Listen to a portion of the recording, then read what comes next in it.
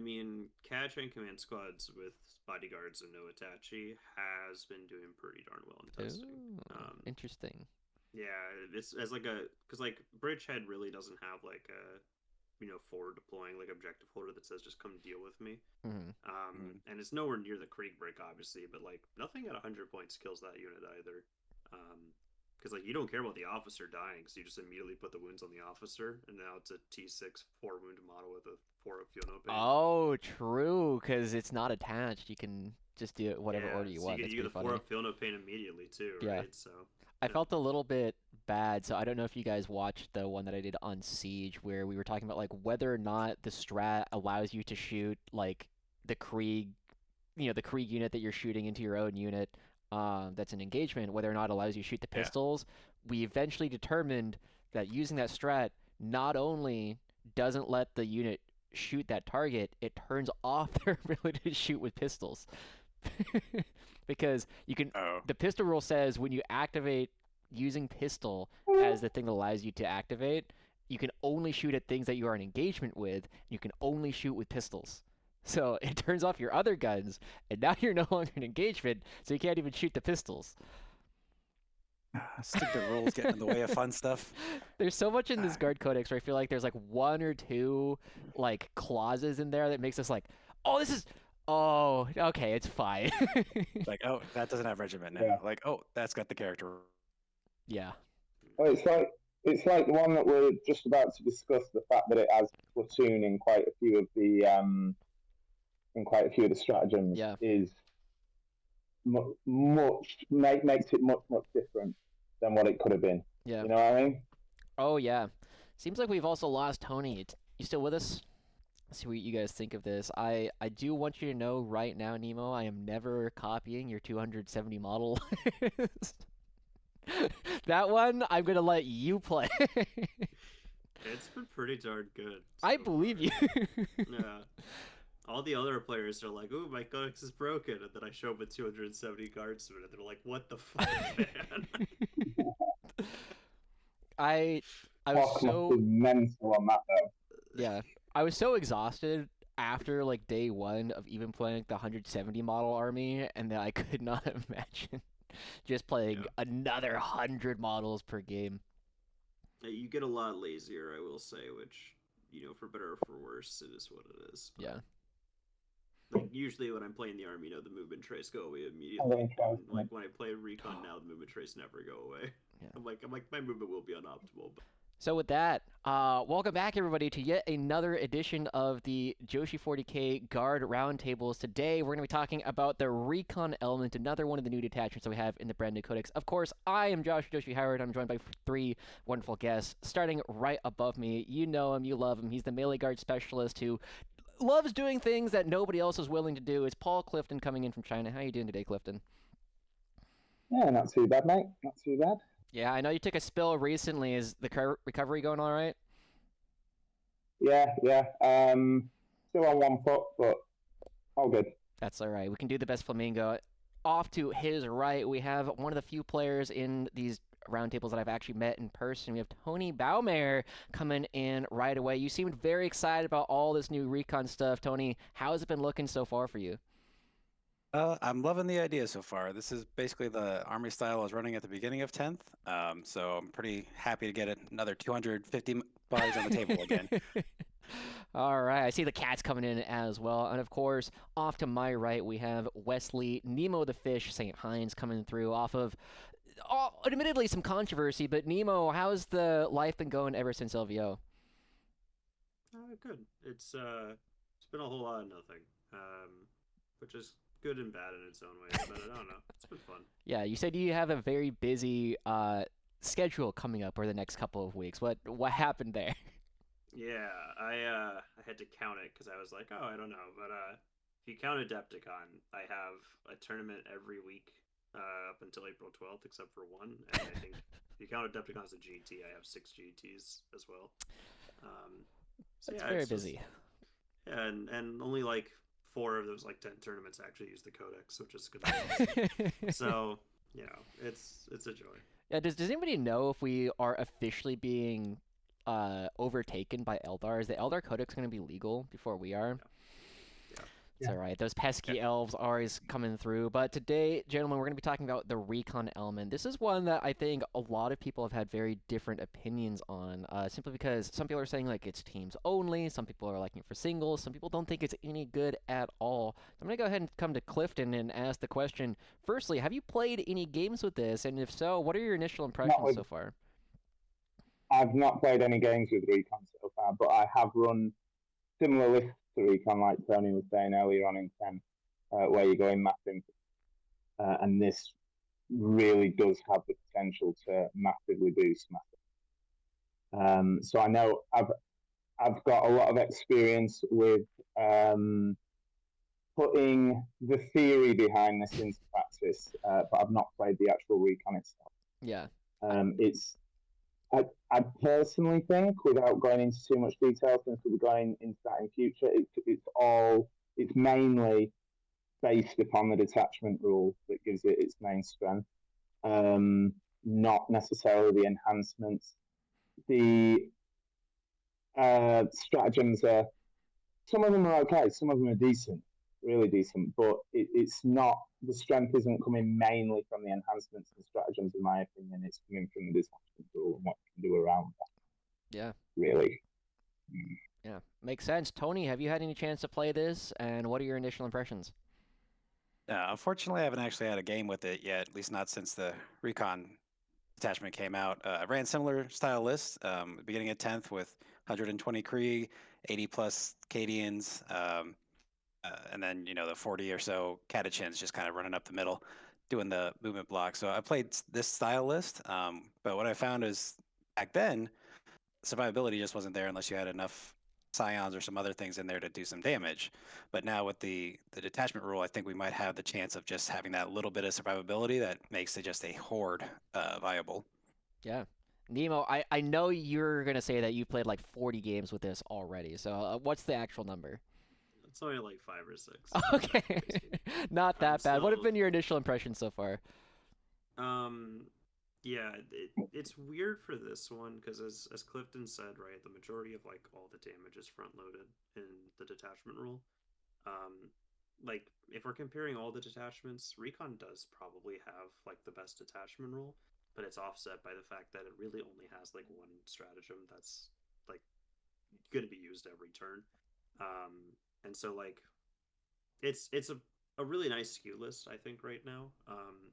But as also kind of mentioned before, you kind of need like Scions as DPS, and this detachment isn't really able to run Scions super efficiently because anyone in their right mind is just going to look at them and go, "That's gone."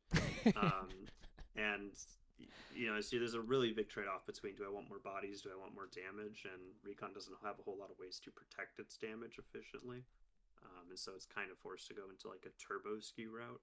So I mean, I think he definitely has a place in teams, and I don't know, we'll talk about that later, but yeah, I know the singles aspect of Recon will probably struggle a little bit. Yeah, I think that's the big question that a lot of people have with this. I think I was listening to 40K Fireside and David Gaylord saying that this was the one detachment that he wasn't confident that he could win an event with, or at least go 5-0 at a GT. And so we'll get into why that is in just a moment, gentlemen. We're going to take some time to go over the rules of the detachment, and then we'll come back and figure out what it is that we want to do with it all. So I'm going to go ahead and come right on back to you, Nemo, in a sec, because we have our detachment rule, Masters of Camouflage.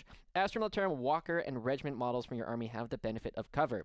While such a model has the benefit of cover for any other reason, improve the save characteristic of models in that unit by 1 to a maximum of 3+. This is the bread and butter. This just makes our entire army more durable. Yeah, people were getting super pissed at like BT Crusader spam because it was just like 100 3-up save dudes. That was 200 wounds of 3-up save dudes, and we have like 270 wounds of 3-up save dudes now. It also makes go to ground like strangely good because your cat get a double dip off of that one. Yeah, exactly right. You catch and push forward straight on the open. You give them go to ground with take cover, and now you have 20 dudes that are 3-up saves and have a cover save. Effectively a 2-up save, right? You can give them -1 to hit as well, and it's just freakishly tanky out of nowhere for like 120 points. Yeah, because the -1 to hit works in just any attacks. So yeah, like you're eating it on the shooting phase, you're eating it in the melee phase. Like they can randomly survive things that they shouldn't just because of those combos. It's kind of gonna be interesting. Yeah, one of the big things that I noticed with this, and one of the big questions that I know a lot of people had when they were first reading this, is does benefit of cover affect fighting? Does it affect the melee phase? And Clifton, it doesn't. It doesn't do anything at all. This is one of the big things where it's obviously super good into armies that are shooting. Like, it's probably really good into Ironstorm, but into something like Orcs or World Eaters that don't shoot us, does this make the detachment untenable? No, not at all. Because bear in mind, like World Eaters, for example, very often you put in OC on a point, and then, well, let's just take any melee army. You put in OC on a point, and then you are trying to shield that point with a unit of 10 Catachan getting in the way of that melee charge, right? Now it's much harder, especially for World Eaters, unless they've got an allied Baby Knight in or something to shoot them out, to actually get rid of 10 Catachan now. It wasn't that hard for World Eaters to get rid of 10 Catachan and make the charge before. It is now. Plus, on top of that, we got a stratagem in there that we can talk about later on that also helps us screen from charges. So our screens don't have to be quite as far away as they had to prevent the charge before.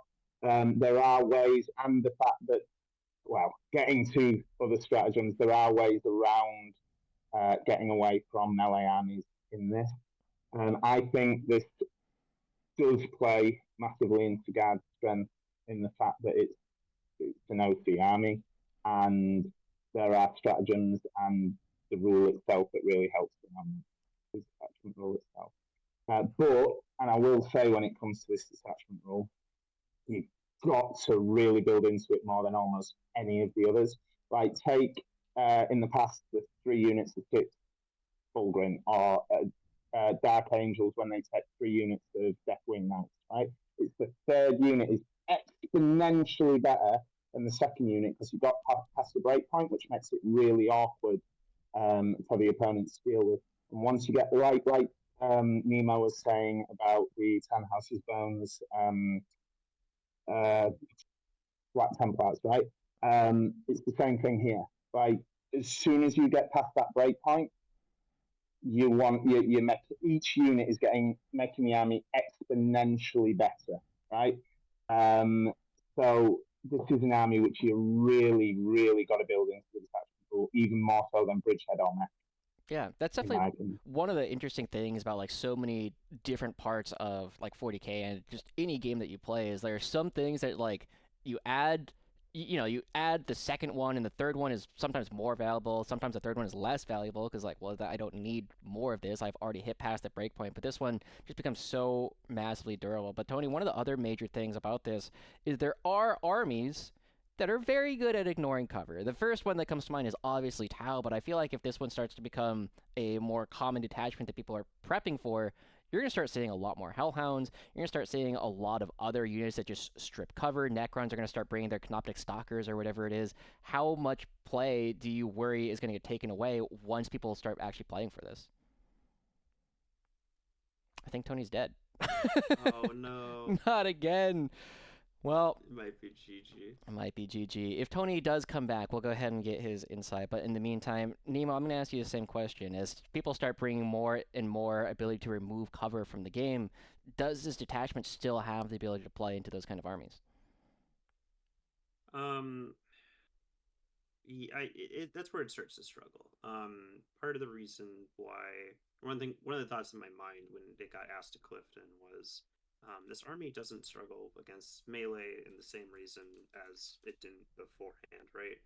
Which is like 30 Catachan just stop World Eaters in their tracks, right? This army has 270 models or whatever it has, right? It can just do screen after screen after screen and go, no, sorry.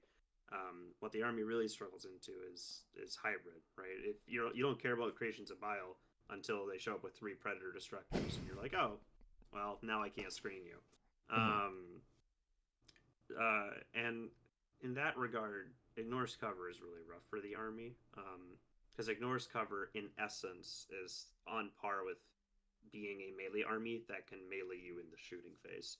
which I know sounds weird, right? But in terms of your save characteristics, it's the same thing. You're losing out on that effectively +2 to save instead of just +1 to save that we usually have. And so I mean, yeah, it's crazy good. Tau is not a bad matchup because Tau really struggles with shot count. Right? I mean, any list that is going to be competitive right now for Tau probably has Triptide, probably has 1 to 2 broadsides, and all of a sudden that's like 600 points of does absolutely nothing to guard. Yeah. But yeah, Hellhounds and Immolators. I think Hellhounds are the only ones I really care about because Immolators, same thing like Sisters, they don't have the shot count. Guard has the shot count. The majority of these other armies that have Ignores cover really, really struggle with shot count. Yeah. Well, Tony, to catch you up, we were talking a little bit about how Ignores cover is really, really painful. He's still there. But one of the things that Nemo was bringing up is that a lot of the armies that do have access to so much Ignores cover don't necessarily have the volume of fire in order to actually take down, an army with 200 or more models. Yeah, that's what I was going to say. Even a Hellhound, okay, 2d6, 7 guys, kill maybe 5 out of my brick of 20 that ran forward. Okay. Yeah. Do that a few more times. Like, sure, you're going to kill the first wave, but there's 200 guys after that first 50 that just died. Like, it's the volume. You can run in. You can still tag those units. They're a problem in your face now. Like, yeah, I'm okay with that. Yeah. Now, I got to ask, because I will admit, I know there's a lot of people who play Guard to bring as many models, as many dudes as possible. Let's just take a moment with this rule in mind. I'm going to come to Clifton first. What is the minimum model count that you think you can get away with playing Recon and it still being competitive? Maximum model count for vehicles, I would say. Let's go that way first. Sure. I would say you can't really have more than 2 or 3 tanks. I would go 0 tanks first. But you can't have more than 2 or 3 tanks, otherwise, what's the point, right? When it comes to your maximum model count for your infantry, it depends how many Scions, Engineers, Aquilons, 4-up save models you're taking as well, which obviously are going to be better than 4-up save. But you need a vast amount of the chaff models as well. You need those Catachan, you need the Cadians with their command squad especially. I think there's a good mix between the two of them. There's a list I've made recently for your eyes that had something like 190, and I think that would be a nice count. You might not need the whole 270 Nemo, but you've got to have fair. But you've got to have more than 150, right? Fair. I mean, that's already a lot. What about, Tony, what are your thoughts on, like, walkers? Because they technically also are getting the benefit of cover, so our Armored Sentinels are, like, a 2+, a little bit better, and then our Scout Sentinels are also 3+ with benefit of cover pretty much always. Are they worth looking at? Yeah, I mean, Scout Sentinels with the reroll ones and a cover brings in that little bit of durability. That's not too bad. A single Armor Sentinel holding down the back end just to deny bring it down. Not the worst idea ever. Just they all get better with the cover, the automatic cover, but dropping it down to max of 2, I think hurt their viability. But so you maybe 2 single scouts or like 1 Armor Sentinel is probably the most you're going to be bringing just to do a few little actions or early scout or just some secondary pieces. You're just not using them the same way you did before. Or, 1 little Cyclops just chilling to deny that, bring it down. I think that's a pretty viable pick. I know that made its way into at least some versions of Nemo's list that he was playing back in Bridgehead, where he was like, well, let's just bring 1. Just deny those 2 points whenever we need to. Makes a lot of sense. Here you go. Here's 2 points. That's all you get for that secondary. Yeah, it's still not bad. I know I told this story before, but running Cyclops at people when they're holding bring it down so that they can't kill like 3 Lehman Russes on their next turn and be like, you get 2. That's all you get. What are you saying, Nemo? I was just saying that's half the fun is even if they get 2, it's still bad for them because 80% of the deck is easy to score and 80% of the deck is worth 4. Yeah, you basically cost them 2 to 3 points, and that's still a win. That's still a win. It's even better when they discard and redraw into Cole, and then you look at them and just smile even more. Sometimes though, they redraw into Cole, and you're like, well, I have 1, 2, 3, 4, 5, 6. I was putting the initial test list, and I was like, I only give up 45 for Cole. That's fine, right? No problem. No I problem. will Wait, say, if that cursed LVO really did still exist, Armored Sentinels all the way would be hilarious. that's true. That's true. -1 up armor save Armored Sentinels would make me happy. Yeah, there's a good reason why that's not the way the actual rule works. But anyway, let's go ahead and we're gonna hop over to enhancements. I'm gonna go ahead and read through all of them, and I'm gonna come to Clifton first again and get some initial impressions on what we're looking at. The first one, we have Guerrilla Honors. It's infantry officer model only. After both players have deployed their armies, the bearers on the battlefield select up to 3 other Astra Militarum infantry units from your army and redeploy them. Seems all right. We have Scare gas grenades, one of my favorite named enhancements. Astra Militarum infantry model only. Once per battle, at the start of any phase, the bearer can use this enhancement. If it does, select one enemy unit within 8 inches of the bearer's unit, excluding monster and vehicle units, and that unit must take a battle shock test. That is an enhancement of all time. We have survival gear. Astra Militarum infantry model only. The bearer has Scout 6. And then lastly, tripwires. Astra Militarum infantry model only. Each time an enemy infantry mounted unit ends a normal advance charge or fallback move within 9 inches of the bearer's unit, roll a d6 on a 4+ until the end of your next turn. Enemy unit is stunned. While the unit is stunned, each time a model on the unit makes an attack, subtract 1 from the hit roll. Clifton, I'm going to come to you first. Which of these are worth taking? You could go with none.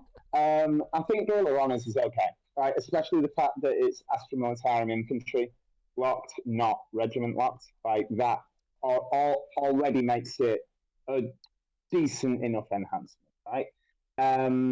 Your tripwires, I've been thinking about ways of how to get that working. Like you could put it on a Catachan command in a big Catachan unit and then move them up and just into the opponent's space, big long conga line.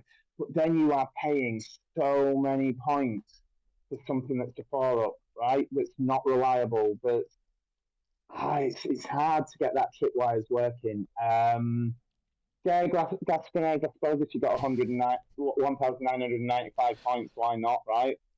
Right, it's 5 points, right? But you're not going to do anything else with it. Survival gear, what the hell? Like, a model? Come on. I mean, I suppose we can put it on Ogre and Bodyguards and now, but we don't want them anymore. Sorry, Nemo. We don't want them anymore, do we? Like, it's not the greatest set of enhancements in the world, is it? Let's be fair. Yeah, I mean, Tony, you got anything to add? The only thing I've even looked at is tripwires, just because you're usually going to be chucking a unit pretty far into the middle, and just -1 to hit floating around. I mean, it's not the worst, but I wouldn't save 20 points for it. It's more like if I can't quite fit in a third unit or 30-point unit, then yeah, could toss that in. Yeah. But with the way I'm running or planning on running the list, like I'm not going to have room to do redeploys, so that's really not going to show up too often. And I'm just not even looking at the rest of it. Survival Guild, maybe if I somehow have a one-off Castellan, I want to stick with a Kazrakan unit so they can all scout forward. Maybe. Yeah. But that's as far as I got. Was I might take that in a very specific situation. Yeah, but... Nemo, you instantly are putting up the axe, saying none of these are worth it. Yeah. What's the thought process here? So the issue is, at least the way my mind always views it, is how many bodies am I giving up to play this? And like Guerrilla Honors is cool, but it's also 5 bodies. And like 25 points for redeploys isn't crazy in an army, as Tony said, is going to be just a wall of bodies anyways, right? Like you're not changing how you deploy if you have this enhancement or not. And again, it's half a squad of Catachan. I don't think that's worth it. Same deal with tripwires. It's a cool effect. It's not a 20-point effect. It's not worth that cost. And then like survival gear and scaregrass grenades. The scaregrass grenades is less so, and that's why it's kind of like, oh, maybe it's you have 1995 and you play it. But the implication of having to give a character by themselves Scout 6 means it is a Castrican, Cadian, Castellan brick. And again, I don't think that's worth 170 points, right? 110, 55, and 5. I don't think having my caster can be able to scout while having sustained hits is worth giving up effectively almost 30 Catachan, right? It's not worth it. Yeah. I'd so much rather just run the Castercan solo, have them be slightly worse, because at that point, 60 points for a Castellan that has Scout 6 is half the way to just having 10 more Castercan. Yeah. I mean, it makes a lot of sense. The only thing when I look at this suite of enhancements that makes me go, maybe, is what Clifton pointed out at the beginning, where Garrula Honors says Astra Militarum infantry units, not regiment infantry units, like I think it is in Bridgehead. Do you look at bounce goes? Exactly. It's like the one thing, like there might be a matchup where you really want to be able to put out Gonskos and then redeploy them back to safety, but it's just so niche. Like, I love the fact that I think this is the only detachment in the entire game that has not just one 5-point enhancement, but two 5-point enhancements. They really just were not interested. And I know, Clifton, you're a big fan of this too. It's Siege Regiment that has the good scout enhancement, not Recon. Yeah, what's that about? What is that about? There's also there's another thing in Siege Regiment, another enhancement in Siege Regiment that should have been in this one. I can't remember which one it is, but I'm going to have to have a look. But Yeah, eager carry on advance. chatting, and I'm going to say which one should have been in this. Yeah, but if we could get a whole unit scout instead, that'd be a totally different conversation. Like having a Creek brick or Acadian brick just jumping up right at the beginning, like Yeah. that. But they're sticky, and like I love some scouting Acadians for sure. But with just the character getting it, it's never happening. The fact that there's a couple of deployments where you can scout 6, touch the middle objective if you go first, sticky it, and then leave is incredibly powerful. Unfortunately, Cadians themselves don't have scouts. This is not that useful. So I think in general we've all agreed that this enhancement suite is pretty bad. But that's okay. Clifton started. Go ahead. Star Wars Planners in Siege Regiment. That should have been in this. That should have been in this. The one that gives the bearer and his unit, when they get given an order, they also take cover. Oh, that would have been excellent. That would have been excellent in this. I saw both of them, and I'm like, why aren't they in Recon? Ridiculous. Yeah. Totally fair. Well, gentlemen, let's go ahead and start looking at all of our stratagems that we actually have in this. We're going to start with Nemo this time. For 1 CP, we have crack shots. In your shooting phase, you select a platoon unit from your army that has not been selected to shoot. Till the end of the phase, ranged weapons equipped by models in your unit have precision. This is, I mean, it's super niche, but it is the funniest. Like, you're playing into Green Tide, you're playing into GSC, and you're just like, screw you, buddy. Die, you know? Like, that pain boss? No, sorry, you know? I think there's something hilarious about having just like a Catachan brick just like pump 4d6 of flamer, you know, precision shots into a character and just murdering them. It's like it's super niche, but again, in the matchups where it's relevant, it's like strangely relevant. Being able to just be like, yeah, I'm killing a pain boss every turn, or yeah, I'm killing your Primus because I can't handle killing your 100 bodies, so I'm just gonna kill your hit rerolls out of your Primus unit. Yeah. One of my favorite thoughts that you put in there was the idea of putting 4d6 flamers with precision. Just like this very thin line of flame that you're just putting right towards the character. Ends up being pretty funny. I think I agree. This one is fairly niche, but very powerful when it does come up. And I feel like that's kind of true of several of the stratagems in here.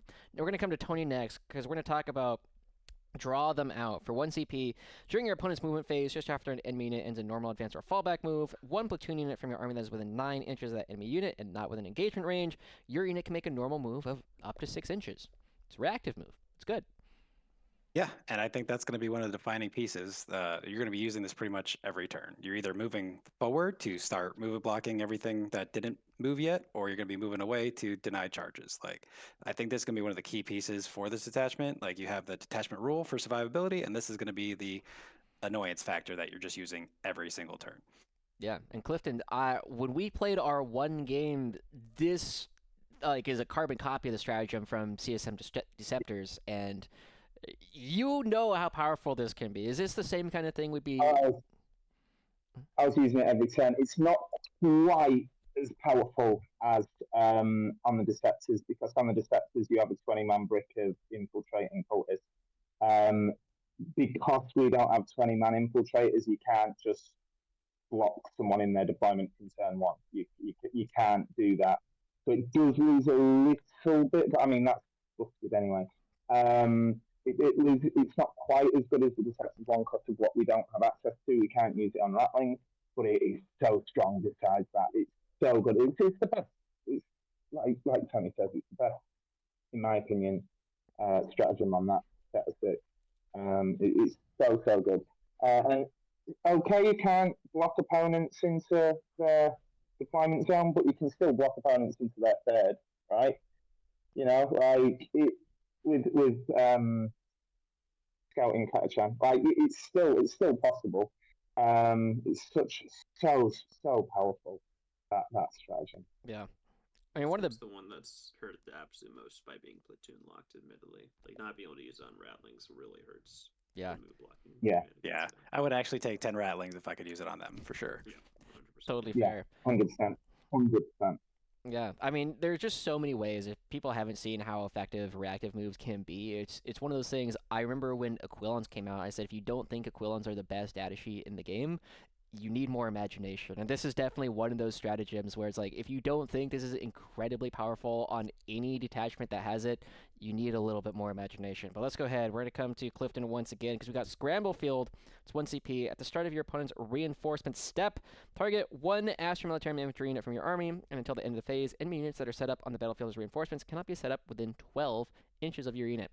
This is another one that's carbon copy from Deceptors. Deceptors again, yeah. It's the two strongest stratagems in Deceptors are the two strongest stratagems here. When you can put a 12-inch denial on a 20-man unit, it's bonkers. It's absolutely bonkers. You just block out a third to even a half of the board. You know, what can your opponent do? It's crazy, and the fact that we'll have access to many 20-man units. I mean, you've got to make sure you can't have too many 20-man units because to pull the hard, and the fact that we'll give up assassination as well. But you're going to have three. You're going to have three 20-man units, right? Even 10-man units is a huge amount of area. It's so good. It's so good. Yeah. Yeah, and it's Astra Militarum infantry, so you can be real targeted with it. If you're using Gaunt's Ghost, you can do it early with the Ratlings if they survive turn one. I mean, you got a few other options besides the 20-mans for very targeted usage of you can't come over here. Like, it's definitely going to be real good when it comes up. Yeah, I know, Clifton. I'll come back to you and remind you of one of the things you first started thinking about. Do we have lone ops at our Astra Militarum infantry? Mm-hmm. And Mm-hmm. for anybody, So, oh yeah, go ahead. It basically means that if you're starting with sabotage or you're starting with the other one, sabotage or recover assets, right? And you've started with one of them, and you knew that anything on the board can't get in range of it. You also know that now anything in deep strike or anything in reserves can't get in range of that lone off either, because you'll just whack a 12-inch denial on it. So it makes lone ops so good at recover assets or sabotage. Really good. Yeah, very, very powerful to just have that in your back pocket. Just say, you can't charge me because you're not within 12, and you can't shoot me because I'm blown up. Very, very powerful combination. But we're going to come over to Nemo again, and potentially one of the funniest stratagems in the codex suite. We have Courageous Diversion for 1 CP. It's at the start of your opponent's shooting phase, you target one Astra Militarum infantry or one Astra Militarum mounted unit from your army. Until the end of the phase, your unit has the Film of Pain 6+, and each time an enemy model makes an attack, if your unit is the closest eligible target, subtract 1 from the hit roll. The most important thing about this stratagem is that if your opponent has +1 to hit, Slide Marbo still gets stealth. That's super important here. No, sorry. Yeah, I mean, so face value, I think it makes it. It hasn't come up very often in my games because this is one of the stratagems where I looked at it, I was like, oh, this will always be pretty relevant. And the way this army plays is a lot of move blocking and a lot of just throwing guys to the slaughter. And every time I'm like doing my mental math of like, how hard is it for my opponent to actually kill the one unit that's move blocking them? The answer is always net, and it's not hard. It's not. You know, and like in the few games where I've had like multiple units out in the open at once, it's been relevant. But I think good play with this detachment doesn't do that. And so it's hard to have it be relevant. Is kind of the issue I'm having. Like a 6-up Field of Pain is effectively like 3 extra bodies, right? And so it's really just like, we're giving our guys who die to random anything really flamers. Sorry, not flamers. Random anything Yeah. stealth effectively. I think it falls in the niche category, especially because you're spending 5 CP for reactive moves, and you're spending a lot of on the next stratagem. Yeah. And I think you're going to struggle to use this every turn with your CP economy. This definitely, when I first read this Courageous Diversion, it struck me as one of the stratagems that you might like play around really heavily. Has that been your experience at all? It's something where you can set up situations where it's really useful, or is it just not something that is ever really worth intentionally building for? I think in good faith as an opponent, it's hard to set up intentionally because I feel like as an opponent you should be like, hey, I can do this, and your opponent's just gonna be like, oh well, the unit I want to shoot, I'm just gonna make sure I can't see the unit that will be getting -1 to hit, right? Like it's really easy to be like, I want to shoot the unit that's not the closest guy, so I'm just gonna set up myself where I am intentionally behind a ruin or in a ruin in a way where I don't actually get to see the unit that you would be giving -1 hit to, hence I am not affected by -1. Yeah. Now, Clifton, because I talked to you a little bit about this as well. One of the things that I think is very funny with this is the concept of rapid ingressing Bulgrin with this, where suddenly you say, here's Yeah. 220 points of 4-up invul, 6-up fuel pain idiots that are now also stealth. I looked at, because we discussed about using Bulgrin to be the ones that you use it on to give the rest of your army -1 hit, right? But then I looked at WTC map, right? And then you realise when you do this, well, that's only benefiting one file lane. Because, as Nemo says, then opponents are going to be taking their firepower to another fire lane, or use the same fire lane and then just adjust the unit in a slight way that they can't actually see the Bulgrin, right? But I mean, even if you spread the Bulgrin out so anyone shooting down that fire lane has -1 hit on any units behind those Bulgrin, it's never on WTC going to be to the rest of your army, because they aren't, if they're the closest unit, they're at the front of that fire lane. If you're at the front of that fire lane, the other fire lanes are open, and opponent's units shooting down those fire lanes can't see the Bulgrin. So it's not as good as it first sounded when it first came out, and we're all like, oh wow, look at what this stratagem can do. You know what I mean? But yeah, rapid ingress in a unit of Bulgrin to maybe stop units behind being shot could work if that unit needs to make sure it stays alive, say a Acadian brick on a objective or something. But it's not as good as it first appeared when you start looking at WTC. Yeah. And like actually planning on what if they're here, what if they're there. Also, I you think it'll kind be of more a situational piece that pops up when you have something on the flank that is only just undercommitted and you want to keep it alive. I think it'll be real good to pop up there. But yeah, I just don't think it's going to work as like a army defining piece that Yeah. kind of look like at first. You also kind of have to think, like, as soon as you start rapid ingressing Bulgrin, you're spending 2 CP to give other guardsmen -1 to hit, and it's like, you know, there's probably better ways to spend our CP. But we're going to come right on back to you, Tony. Glad you're back with us, because we got Tanglefoot Grenades, one of the other really powerful stratagems in here. It's 1 CP at the start of your opponent's charge phase. You select 1 Astra Militarum Grenades unit from your army. Until the end of the phase, each time an enemy unit selects your unit as the target of a charge, subtract 2 from the charge roll. This is I think good. you got it wrong there, though. It's a 2 CP strat. Because you're going to do the reactive move first, and then you're going to use Tanglefoot. There you go. Because by itself, I just don't. There's going to be very few occasions where that -2 is going to be super impactful, except for they're doing, rapid ingress or other things where they're deep striking in. They're pretty far away to start with, but also you're going to have so many models in this. You're usually going to be shoved all the way up with something. So the opportunities to use it, I think, are going to be after you've managed to get a good reactive move, and then Tanglefoot on top of that. That's going to be like the time it comes up pretty clutch. Yeah. I mean, it's the 2 in tandem that's really gross, like for sure. Yeah. Being able to say, hey, every 9 is now an 11, and if you don't want an 11, it's -8 to charge, is very, very gross. Yeah.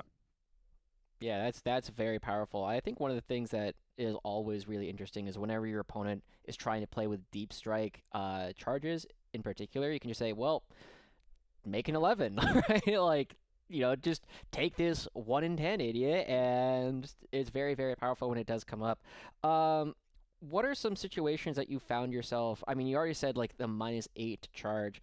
Um, One of the things that immediately comes to mind is if our units are already so far forward, oftentimes if they're just right in front of our opponent's face an inch away, they're going to be hitting a lot of these charges anyway. How often do you find yourself actually, or how often would you imagine yourself actually using the stratagem?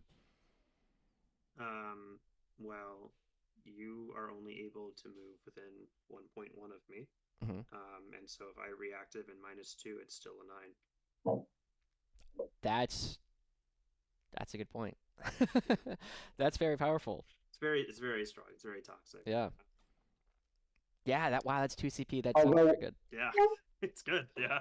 Although when you do start doing that, you're then moving away rather than using the 6-inch to push the unit up to move block other units.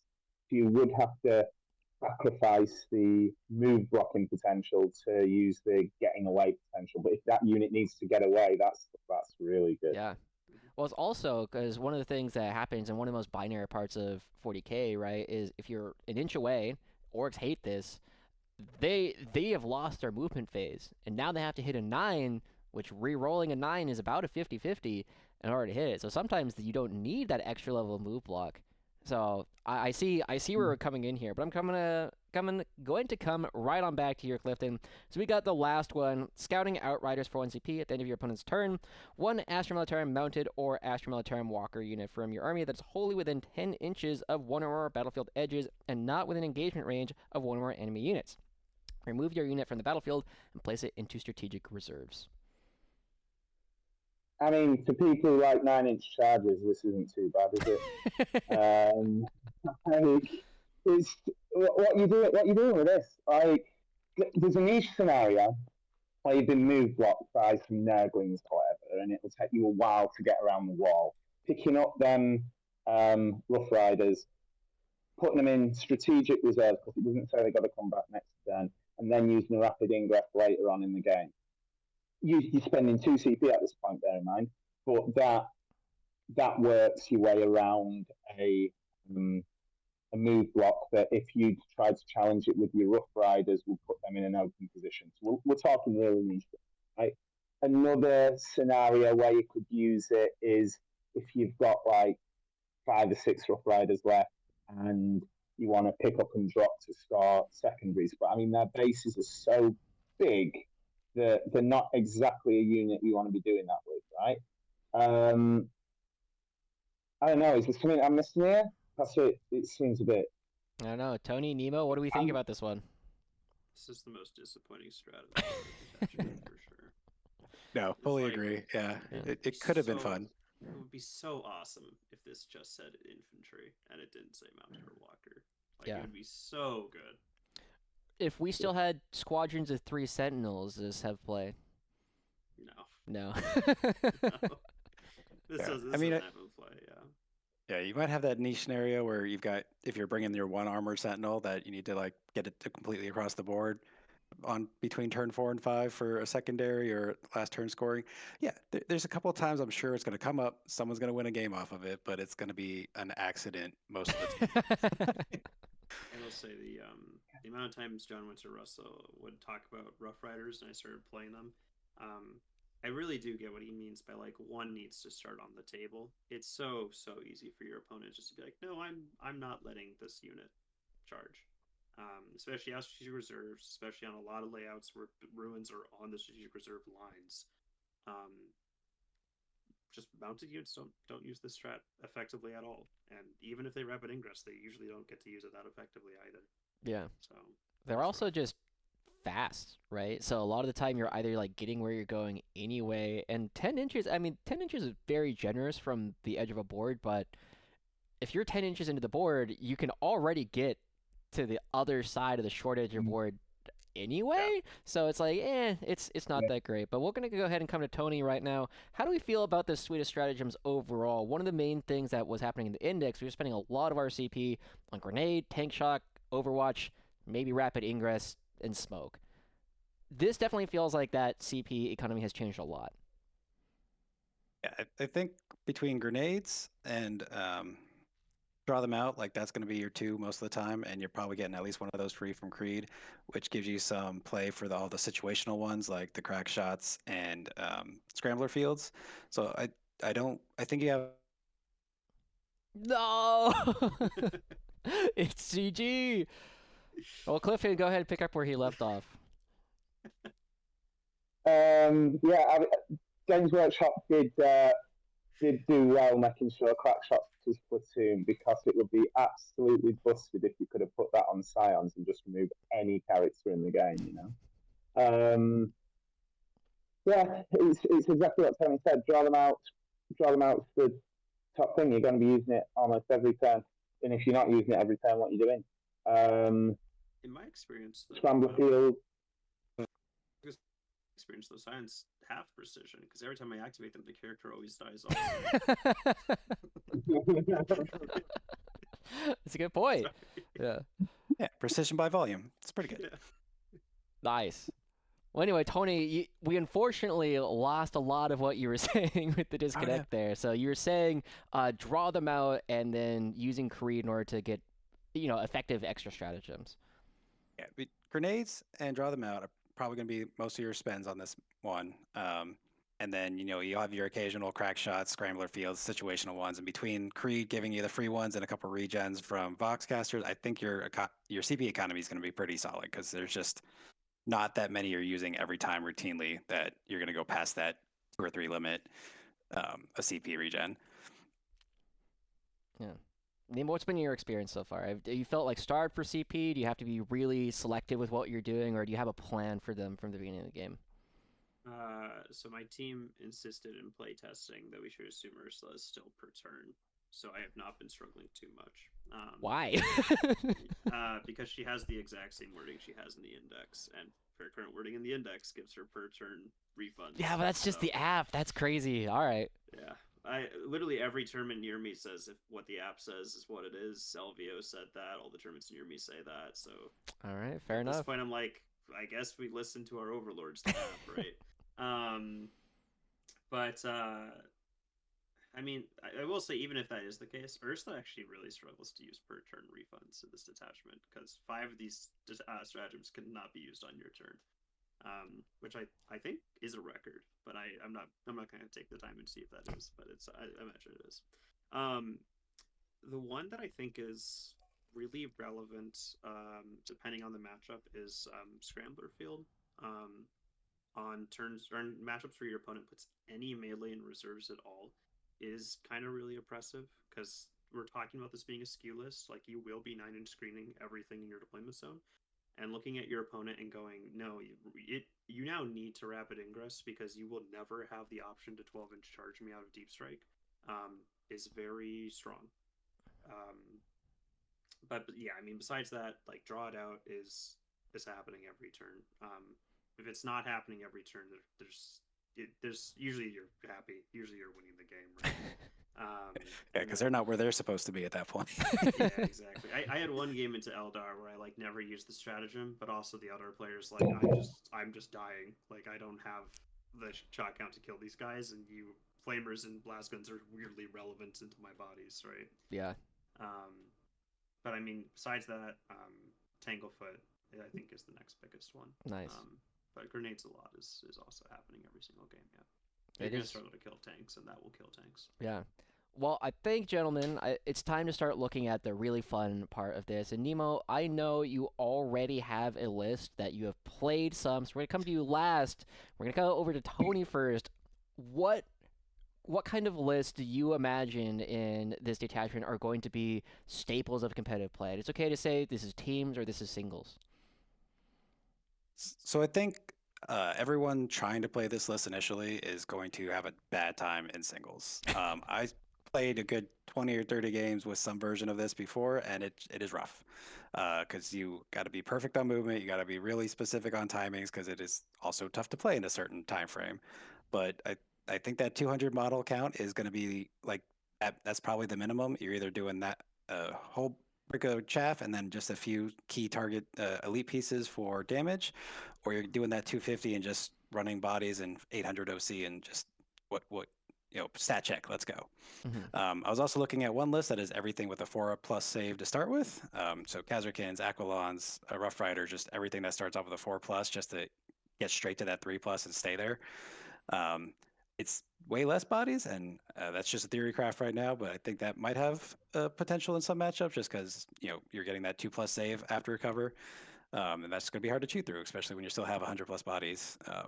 I think the best lean on is just bodies into the grinder for this kind of list, because you just get that initial wave of free cover and just keep people off the primaries. Mm-hmm. Do you have a list in mind that you could take us through, just like a quick version of it? I mean, you said all Yeah. 4+, but you also said, like, what if I just had 250 something just dudes? So first version I was going with was the full 120 Krieg, 3 big bricks of Acadians, and then I was kind of going back and forth between 20 Catachan, 40 Catachan, mixing in some Rough Riders just for some of that shenanigans there. And then, you got to get Creed because she's just too good right now. Maybe mixing in Gaunt's Ghost. It just kind of, that last like 200 points is really kind of fluffy about once you get past the main meat brick of Acadians and Krieg, you have a lot more wiggle room after that. As long as you have at least that 20 man of had a chance to do that initial rush, I think you have more wiggle room after that part. For the 4+, it was straight up 3 units of 10 engineers actually, just because they have that 4+ save and those last 5 bodies are real cheap. Add in 20 Kazarkin, 10 Aquilons. What else was there? Did a full 30 brick of horses, probably stick one in rapid ingress. I mean, you're just taking that 4+ save to the max as much as you can right off the bat. And it's got the mortal wound count between the engineers and the Kazarkin to actually take down some vehicles. You got plenty of scions, obviously. Sorry, 45 scions. I knew there was another big piece I was missing. But with all the melta, all the plasma, like that's the damage version, but you have the cover save on top of it, so you're basically getting take aim and take cover all the time. Is kind of how I'm looking at it. You don't get the +1 to wound, but you just have the volume and the survivability that you wouldn't normally in some of the other lists. So they might live long enough to make up for that +1 to wound. That's one thing I'm gonna be trying out after I run the 250 bodies, because I'm just excited to do that again. Yeah. One of the things that you mentioned. Excited. Oh, go ahead. I was just asking, excited to move 250 bodies on a clock. Yeah. I mean, that's always going to be one of the big movement trays. Yeah, big downsides. Now, one of the things you touched on there, Tony, is just like I feel like the more and more guard players I talk to, the more and more I realize how many of us just freaking love horses. Like as soon as we can start putting some of these in, it's just like I can charge that demon with a stick on a horse, and it suddenly becomes so powerful. And they're so fast; they have so much utility. But Clifton, what kind of competitive lists are you kind of looking at right now with this detachment? Because as soon as I saw this, the first thing I was like, can Clifton recreate Deceptors, but with guard bodies? Just because of the lack of infiltrate, it won't be the same. But rather than it being in the opponent's deployment zone, it's going to be a little bit more into the midfield. But you could apply similar tactics. You're not going to be denying as many secondaries as Deceptors usually do. But you could do a similar thing. I think you don't want to do the same thing, because the Deceptors that I'm running, they, aside from the 3 possessed bricks, there's nothing that really hits, right? They just hide and then feed 3 or 4 units a turn to just stop the opponent moving, right? We can hit as well as putting the bodies down, right? So I've been thinking what you definitely want in this list, if you're not going for the 4+, is Cadians with the command squad. Stuff like that just synchronizes so well with this, right? They've always got cover, right? If they're on an objective, right? It's just absolutely beautiful. You've got to make sure though, because we are going to be taking a lot of characters in a list like this. You've got to be really sure that you do not also give up coal, because then you just throw in 40 secondary points at your opponent, right? If you give up 5 coal and you also give up so that's why I'm thinking we need 3 units to 20 max. Otherwise, you're just giving your opponent a way to play fixed. But a list that I've made was another thing I was thinking about was with the Cadians on the objective. If the Catachan pushing up, loads of Catachan pushing up, and engineers pushing up, take a while for the opponent to get through them. Then they're going to be desperate because they've been losing out on primary for so long. They have to charge those Cadians. They have to get on those objectives, get rid of those Cadians as soon as possible. Boom, Scions come down, or maybe they've been behind a wall because you've had to wait till turn 4 for the opponent to get onto those objectives, whatever, right? But then you've got your Scions to just then take everything off those objectives, and the opponent then can't, right? So it was something like 45 to 315 Vixer Scions, 2 units of 25 Cadians, a third unit hiding further back of 25 Cadians with Krieg. It was like 50 Catachan, and another 10-man Cadian at the back, and 2 units of engineers.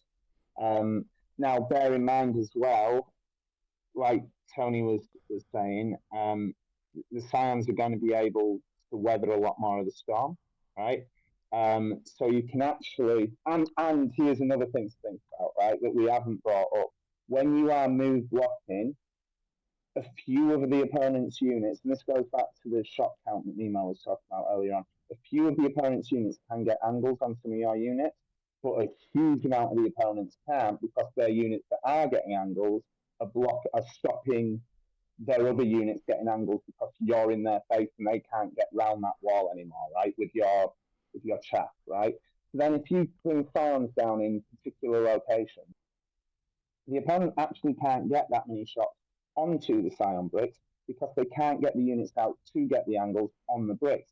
So that combined with the Masters of Camouflage ability is going to actually make the Scions a lot more survivable than would be on paper, right? Mm-hmm. Because there's just not as many units going to be shooting into them. So it means that they're going to be getting multiple turns, or could be getting multiple turns shooting them. So I do think Scions have a role to play in this detachment as well, supporting the massive infantry that's just trying to, like you're saying, like the defective list, just hold the opponent back long enough that you outscore them.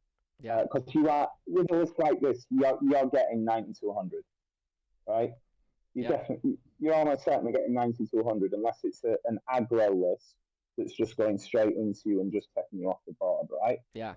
Well, I do have a question that I kind of want to open to the floor a little bit. You were talking a little bit about making sure that we don't give up too many Cold Horde and too many assassination points.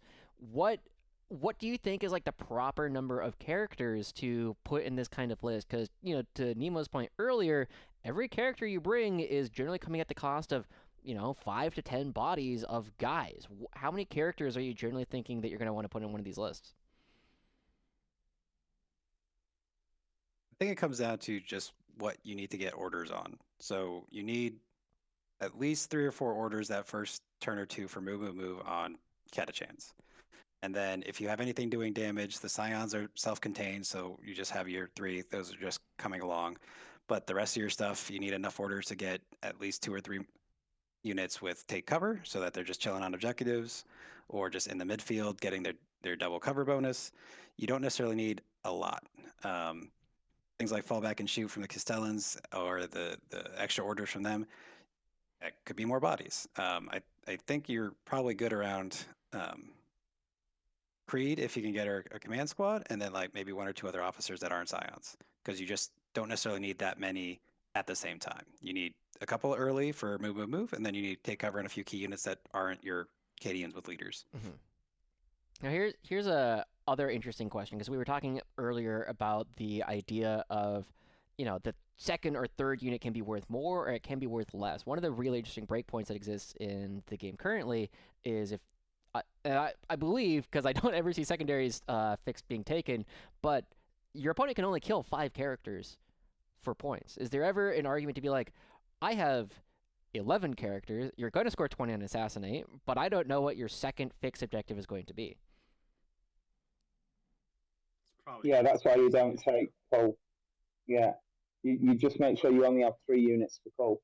Mm-hmm. because then you do that. You take as many characters as you need because they can't really pick another secondary, right? Yeah. Pick. Yeah, Nemo, what were you saying? I think not taking 20 bricks in excess is probably wrong. To a point where like I'd rather care more about giving up coal than I would care about giving up assassinate. Especially because almost every single 20 brick we have gets 10 points cheaper if played as a 20. But also, if you're going like the skew stat checklist, you feasibly don't have enough bodies to just run 6x10 of our 3 battle line infantry. It's not enough points to fill a list. They took infantry squads from us. I know, right? If only we had those, right? But no, like what 6x65 is like 480. You run those across the 4 different bodies. Mhm. I don't know. I'm not a fan of it. So- they die quicker. It's hard to chain them out. It's hard to make use of the stratagems. I think having 20s is important. So you think it's really low character count, but potentially a lot more really high coal count. Yeah, I've been playing 4 characters in total. I've been playing double Cadian Command Squad, 1 Cadian Castellan and Ursula, with 2 10-man Acadians and then just a bunch of 20s. And that gives you access to 7 24-inch orders, which is kind of all I need, to be honest. Yeah. I mean, that makes sense. That is a lot of orders at that point. And you don't need to order every unit every turn, especially if they're like hiding behind a wall and just like standing on a point of primary. It doesn't really do anything. So with that in mind, Nemo, we've alluded to it a couple of times. People have already heard the fact that we were saying you're playing 270 guard bodies. What is this monstrosity that you've been cooking up? It actually got to be more bodies. It's more bodies? Yeah, it's 120 Krieg, it's 60 Cadians, it's 90 Catech, and then it's 2 Cadian Command Squads, Ursula and the Castellan. That's the list. Yeah, so it's 282 bodies in total. Yeah. It's so annoying to deal with as an opponent. Like, yeah, I don't know. It's just 282 dudes that all have 3-up saves and cover usually, and you're just like, yeah, screw you, you know. Yeah. I can go on and on about the math of how many bolter shots 3-up save bodies tend to survive, but it's a lot. Yeah. And there's 282 of them. So. Okay, so again, you said 120 Krieg. Oh, go ahead. Are you avoiding rolling most of your shooting to be able to stick to the clock with that? A good deal of it, yeah. Once it gets to the late game, you stop rolling it if clock's an issue. But I mean, I usually don't. Practice makes perfect. I usually don't struggle too much with rolling my dice. I pre-count a lot of my dice too. Like, you know, for example, like these big bricks, I know that they shoot X number of las gun. And so I pull up to the table with 3 sets of dice where I only have exactly the number of dice that squad would shoot if it's at full capacity. Right, and so I look at my opponent, I'm like, oh, the Catechin are shooting. That's the red dice or las guns. And I just pick up all my red dice and roll them because I've already confirmed it with my opponent that is all of my las guns. That makes it a lot easier. And you're usually only bothering to shoot a gun turns 2, 3, and 4. Like you turn 1 and 5, you're moving, and that's it most of the time. I know one of the big things that you were saying with your bridgehead list before was also if you're playing like a matchup where your las guns are relevant damage, then you're already in a very good matchup. Do you find that still true of this version of the list? Oh, 100%. Yeah. Like orcs hate this, right? I mean, they get to charge like 1 to 2 squads, then they eat 270 shots of las gun fire, and that's like 90 wounds, right? Yeah. Tears through things. Yeah, so you only have to do that for 1 or 2 turns and don't have to worry about it after that. Yeah. I will say that the clock becomes an issue if you are having to roll the dice every turn of the game. That's when it becomes an issue. But like the same thing with like bridgehead, and when I was running 200 infantry guard spam back in like October, November, it's like yes, if I roll my dice over 2-3 rounds, the clock's an issue. But also if I roll my dice over 2-3 rounds, you're just tabled. And I think that's a fine spot to look at it. I don't know. Yeah. Now, one of the interesting things because we've talked about this a little bit, in general, in order to get normal dudes with flak armor to a 3-up save, you can do it. They can be in cover, and then they can get the +1 save. But most of the time, because they already just have the benefit of cover, they can't just get the second benefit. I guess they do. Yes, if they are just in cover, they have a 3-up save. How often are we actually using the order take cover on our guys in order to get them there? Or is this a detachment where we kind of eschew that because we already have access to so much bonuses to our saves? The second you build a stat check and stop skewing into the fact that you're playing a stat check, it becomes a lot worse, in my opinion. So you're Right, still going take cover almost every turn. Right. I mean, it'd be the same if you're running like a vehicle detachment because you have a -1 to wound on your vehicle guys, right? And then you're like, oh, I'm gonna bring a bunch of T5 vehicles because I want to run more vehicles, right? It's the same argument, right? Like we started this talk with Recon's really strong because having +2 to save and cover is a really strong mechanic, and that's the only reason you'd consider it over these other detachments. We said the stratagems aren't really that great compared to other detachments. The enhancements aren't that great compared to the detachments. The detachment rule is super strong. So I think the second you shy away from the strongest part of the detachment in favor for, I guess, utility, I think you're giving up. I think you're doing the good argument that David likes to make, which is at that point just delete Recon, write a different detachment, and you do probably have something that's better. He has made his way into every round table at this point. Thank you for the important part there, He Nemo. actually messaged me prior. He's like, "Can you do this?" And I was like, Tony, it sounds He like you didn't- had he something didn't to do say. that, no. Yeah. Yeah, exactly like you're saying. You need to lead into it because then you're ignoring AP0 and AP1. Like you're still in your. You need AP2. Like you're getting into elite killing or vehicle killing stats just to get yourself off the 3+ save.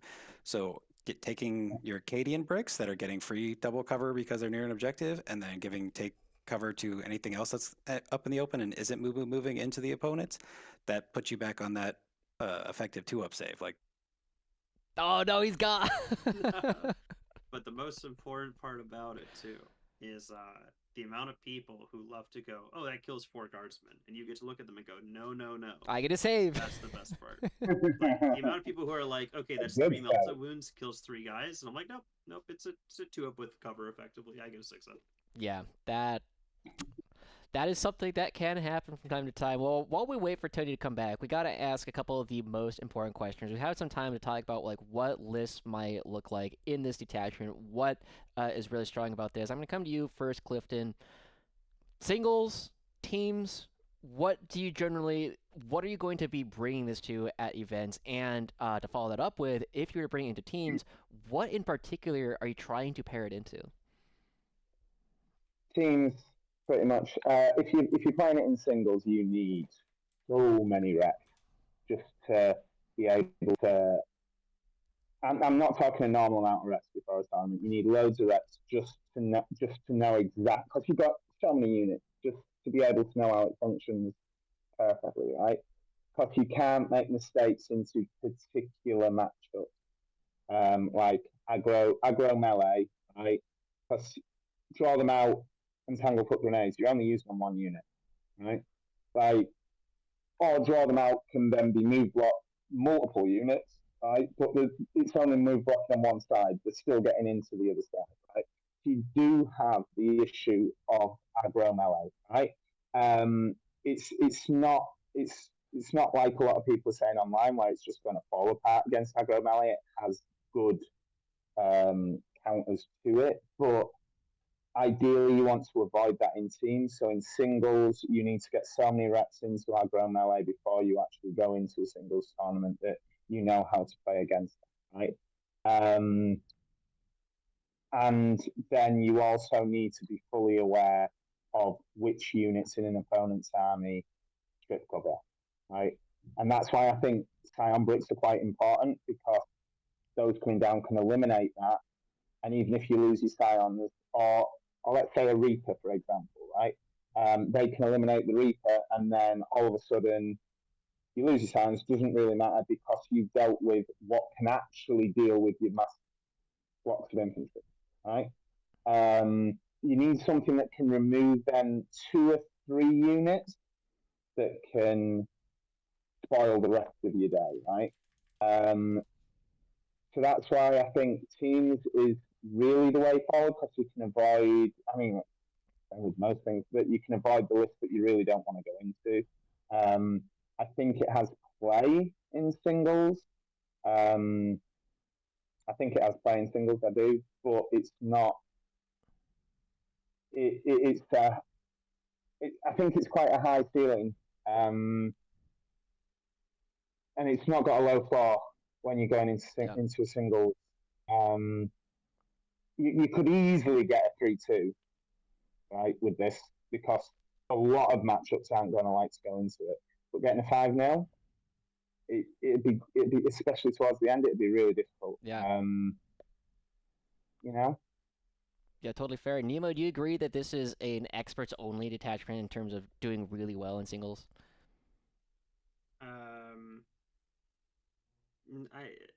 Not really. I think that's what my mind wants to say is not really because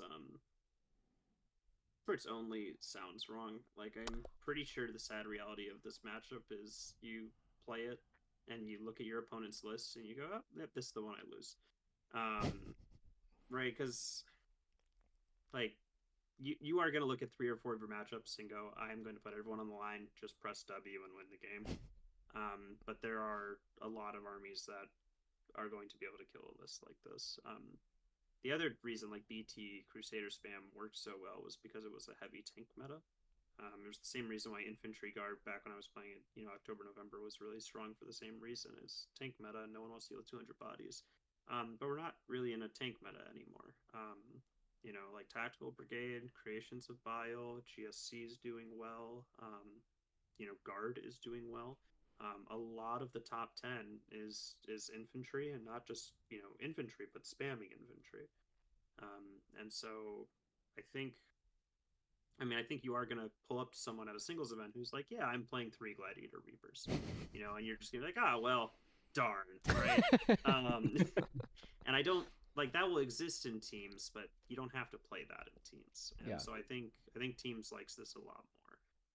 And I think the issues to address that from a singles perspective would involve you taking a lot of pieces that again would want you to stop playing recon.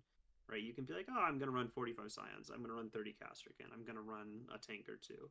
But at that point, stop playing recon. Cross it out. Combined regiment. Yeah.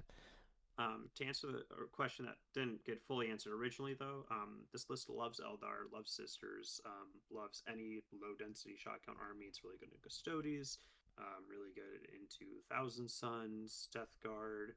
Great matchups into anybody who really struggles to play more than one phase of the game and really struggles to kill 40 bodies a phase. Yeah. Well, Tony, I'll catch you up real quick. We've been talking about whether or not this is, how good is it in singles? Is it experts only? And then what are good matchups and teams that we're trying to hit? So experts only, no, but I think it's going to take a lot of effort to get used to playing this kind of list in a singles event because, like he was mentioning, sometimes you literally just need to shove your list forward, and sometimes you need to scrap. It's going to be a very different playstyle, and you have to be okay with losing 240 of your 210 models. No. That's not how you lose more models than you have. That's crazy. That's crazy. Oh. I think it's important that you do have units to be able to eliminate those things like Reapers, though, like you were saying. Like having those 2 Scion Bricks, for example. Oh, he's back. We get a blank wall. Keep going. Like having those 2 Scion Bricks to be able to eliminate those Reapers gives you an opportunity against a list like that, right? Otherwise, you just don't have an opportunity against this like that. You can try and make recon into more of attack, but it's not attack detachment, right? I think you can still take 30, 45 Scions in recon without having to write something else over the top of it, because the rest of the list is what you're bringing it for. Those 45 Scions aren't the focus of your list. They're just to help the rest of your list out, and the rest of your list being something that is there to take the Masters of Camouflage ability to just hold everything up and draw them out Scrambler fields and Tanglefoot grenades to use all their movement shenanigans to prevent the opponent from being able to score half the seconds in the game and maybe get to the primaries too late to really catch up. But for you to be able to do it that way around, you do need something that can take out the Reapers, for example, that you were talking, right? You could, like with teams, obviously going like you're saying, like 280 models, it's and being able to make sure you get good matchups. It's just going to steamroll. But if you are going to take it singles, I think you do need to go a bit more tack if you want a chance of winning. Like you've also got to be lucky on the matchups, of course, because there will be some matchups that it just hates. But then you're giving yourself an opportunity if you've got those 2 blocks or 3 blocks that can delete the specific units that will give the rest of your list a hard shell. You know? Yeah. Well, I think that's going to be the biggest balance for. Sorry, yeah. I was going to throw to you. Balance on the list. Yeah. Yeah. Is finding that line of getting enough feet to sit on the objectives and have just enough pieces to take out the things that are going to kill too much infantry in one go. Whether or not that's just 120 Krieg with that are half strength and +1 to hit and +1 to wound, maybe that's enough. But I think finding that balance of just enough pieces to take out anti-infantry units is going to be where the expertise comes in. Yeah. Well, Tony, I'm gonna come right on back to you. Nemo, did you have something to add? Oh, I was just gonna say, I think the issue with the 45 signs in my eyes is they're at the point now where it's like almost the same point size as like 110 battle line infantry, and like, good God, does that hurt at this point? And to be honest, if I'm cutting 110 infantry for 45 scions, I think I'd rather just play bridgehead. Is the issue I'm having. Because I mean, 45 scions is a third of your list at this point. It's like what, 615? 615. Yeah, 615 for 45, which is just. It feels like it was back only in October where 45 scions would only run me like 510 points, but here we are. Yeah. So. Well, let's go ahead then. I think that's a great segue right there, Nemo, because the next question I had is, why do we play Recon instead of... I think it is hard to argue that Bridgehead is not one of the best attachments in the entire game. And then Combined Arms is also just really generically good guard. Why should we be playing Recon instead of Combined? To prepare for when Bridgehead gets nerfed. I hate to say it, but the little egotistical Wesley wants to be like, turns out when I said Bridgehead was the best attachment of the game, it was the best attachment of the game. The Bridgehead is so unhealthy for the game right now, and if you ever want to look at it from a perspective of like, is this worth considering over playing Bridgehead? No, it's not. Like Combined isn't worth it over Bridgehead. This isn't worth it over Bridgehead. Playing most armies in the game isn't worth it over Bridgehead right now. Like if you are willing to take the time to play Bridgehead at a high competitive level, the average person in the top 100 ELO has like a 75% win rate with Bridgehead right now that plays it. It's so unhealthy for the game. That being said, it's very realistic to expect that Bridgehead receives some form of a nerf. I'm going to hope they do the right thing and they do it through a data slate to nerf the actual stratagems rather than points and raising the cost of scions even the rest of guard. But like, unless you want this in teams as a stat checklist, you sadly don't right now. But I think come the MFM in March, this is something that is genuinely worth considering because the options that trumpet right now should be worse. If we're in a healthy game state, should be worse. Fair. I'm going to come to you, Tony, before we lose you again. The question is, why should we be playing Recon instead of Bridgehead and or Combined? Because you can run 250 bodies and it actually kind of work. All right, that's a good reason. That's a good reason. I think everybody agrees that Bridgehead is very, very strong at the moment. But let's imagine we live in a world Bridgehead has been nerfed to like some reasonable level. It's still playable. What metas or like what would trigger you to be playing this other than just it's fun. Because I think that's a good argument for any detachment. I think the biggest thing is it gives you a different way to play the guard. Because right now, every version is 45 scions, a tank commander or two, a couple of things for mortal wounds, and then just you kind of flavor it from there. But this has some very specific unit groups that work and things that don't. So I think it gives you a different play style and a different option because everyone's going to be teching for deep striking bridgehead, and this gives you something that is fairly different from that. Fair. Clifton, same question. Yeah, with Recon Element, I'd say part of me really wants to try it out with melee guard, but it's dead, right? I really want to try it out with melee guard, but at that point, if I'm doing it with melee guard, I'm then taking 20 Death Watch, and then it's not really just melee guard anymore, is it? It's the only way to get melee guard back is taking 20 Death Watch, and maybe our team is in there as well. I'd take it because you do eventually if you're doing rep after rep after rep after rep of one particular enemy, you want a bit more flavor, right? And this is something that can be competitive still, right, in teams, because when you're in a teams match, in a teams tournament, and there will be particular lists like Nemo was listing earlier on, like your Eldar, like your Custodes, that are going to really struggle into that many bodies. Yeah. Right?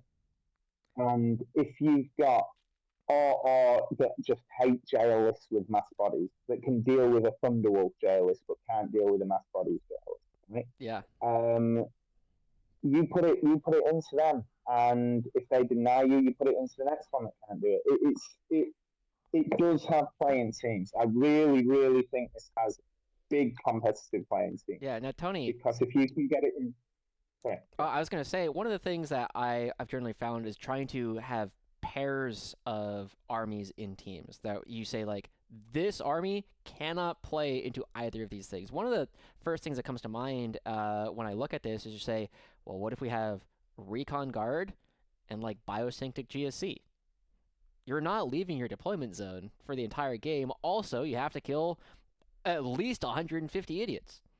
What are other things that like come to mind that you really like having around Recon Guard in terms of teams? Teams is not my strongest suit. I've only been kind of That's getting fair. into the team scene recently. But yeah, anything that hits that same dynamic of lots of bodies, you're looking for matches that have low volume, high quality shots. So you need to match into rather. So anything that's got volume of bodies or just have ways of getting around that. So any version of GSC, even other bridgehead guard, like you just usually will have bodies. It's a different version, but you will have the volume. Yeah. So anything, even certain types of world eaters, like if you're doing Jackal and Berserker spam, like there's just versions of this where you can have lots of bodies. There's even, I know Crusader's dead now, but there's still mass Marines that can still be functional. So anything where you have that, I think is a good pairing up. Yeah, Nemo, same question. I think people really sleep on Tyrannid's role to fill that same gap right now. Endless, not endless, the Index Tyrannid's detachment that Sam Pope plays with Termagon spams, one Tervagon, Venom Thropes, and then the Hive Tyrant. Super strong list that really stat checks people. I don't know. I played into Sam Pope at WCW, and I was like, this list is it was like infantry guard at the time. I was like, this list is very well thought out. Nice. And so I think that fits the skew reliably. Besides that, Biosynctic is the obvious next pick. Biosynctic is really good at that. Infiltrating aberrants is gross. I think those are the only other guys who do it to that level of efficiency. I'm waiting for Clifton to be like, CSM. I think those are the only guys who do it to that level of efficiency. Totally fair. Well, gentlemen, as we start getting close to how long I have conscripted you, I want to come to just the general question of how happy we actually are with this detachment overall. I'm going to come to Clifton. I'm going to ask you to put it in 2 tiers. The first tier I'm curious about is how happy with this just existing are you in terms of this is just really fun. It's a lot of it's very flavorful. It's something I'm going to enjoy playing. The second one is how strong do you think this detachment is? Okay. I'm really happy that this is an option, right? Because if you're not on the clock and you're just playing a game against a competitive game, but a game not on the clock against your mates, no stress, easy to play. Or if you've got many reps to be able to move 200 plus models without being stressed about the clock, also it's going to be fun to play. But you've got to get to the point where you can do that. Yeah, it's just nice because it's got a different flavour. Like, say, for example, your mech, right? Very similar to Bridgehead, right? There's a big difference, but very similar, right? Your combined arms have been playing it for a very long time, right? Siege is different. This is different. The what's the other one? The tank bomb is slightly different. Bit similar to combined, but slightly different. It's nice to have all this variety now.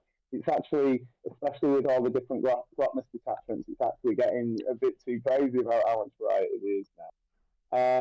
So like that is nice. It is really nice. And when it comes to how competitive it is, it's in teams, like you were saying, when paired up, it can be really competitive. It can absolutely stump a defender, right? But in singles, it's not up there with some of our other detachments. It's not up there with, obviously not with Bridgehead, but it's not up there with Mech. It's not up there with combined. Not for singles. Yeah. So would you say it's Not like for a singles. B tier strength overall, like maybe similar to Hammer? I would say it's again. Better than Hammer? I don't like Hammer. Fair, I fair. don't like. All right, let's go to Tony. Yeah. Curious, same thing. How much do you like it, and how strong do you think it is? All right, as far as enjoyment, 10 out of 10. I played the entirety of Leviathan with lists that would have been just a million times better in Recon. So I'm really excited to bring that back out. Nice. As far as actual competitive, I think, like they were saying, teams, it's going to have a really good role in teams if the rest of your team's set up to make use of it. In singles, for most people, it's going to be a bad idea.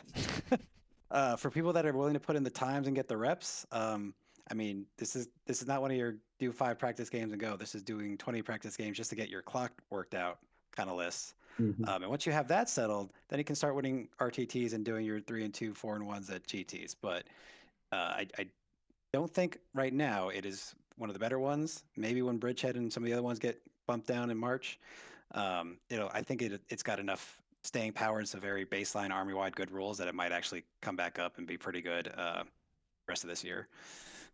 Fair. I mean, it does sound like it's very meta dependent as well. Is this something that you're going to be planning to play at like GTs or RTTs, or is it's going to be on the back seat for a little while for you? No, this is taking pride of place for sure.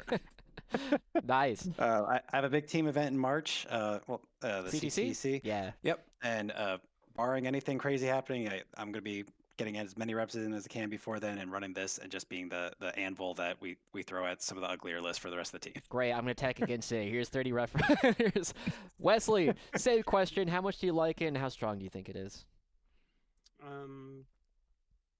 Like it in terms of like actually playing it. I don't know if it's the thing for me, admittedly. I know everyone likes to be like, Nemo's the infantry guy, but I mean, I like playing cool, unique things that are strong. And a lot of what I do is singles, and because online for like teams, I don't actually usually play guard. I usually play Marines and Grey Knights. So like, I think it's not going to be that fun for me to play, just because it's high stress, and I don't know. As of recent, I kind of prefer some lower stress gameplay. In terms of the actual competitive aspect of it, I think I hate it for a weird reason. Because again, I play a lot of Marines. I don't like play them at tournaments or anything, but like for all of 9th edition, and for the first like year of 10th edition, I've been a Death Watch and White Scars player. I know no one's like what, yeah, Watch? Great. yeah, I know, a very different skew of things, but like majority of people online know me as a Marine player. And majority of people in person know me as a Guard player for that reason. But like, it has an issue that the Marine Codex kind of has right now, which is all of the detachments are like cool and flavorful. Like I like how Recon works. I like how Firestorm works. I like how Siege works, but I also really like how Stormlance works. And the sad reality of it is that the index detachment is so over the top strong that with the exception of things that are just whack and out of balance, Ironstorm on release, Bridgehead on release, right, this parity, there's no reason to not just run the index, right? Like unless you're running a codex specific detachment, I forget, Lag, right, Liberator Assault Group or whatever, or Company of Hunters is seeing some play, but not really. You should just play Gladius, and that's kind of the same thing that has shown up in literally every roundtable talk, to my knowledge so far, is the argument of well, just play Index, right? And so from a competitive standpoint, I really dislike it for that point because it's like the cool book where you're supposed to get all these new cool rules, and they're cool, but none of them are like big enough to make me actually want to start getting different models and start trying to do different things on the table. They all just go, I'm just gonna keep doing what I've been doing. That's fair. I don't feel the same way, but I understand the strength because I have purchased 5 more Toroxes since the codex has dropped. Because I'm gonna be playing mechanized till the day I die, but it's been a lot of fun. We're gonna go ahead and go right back on to you, Nemo. What closing thoughts do you have about this detachment? Is there anything more that we haven't covered that you'd like to bring out now? The most important thing we haven't covered is that it is important to take care of yourself when playing 40k. Stretches before every tournament are super important.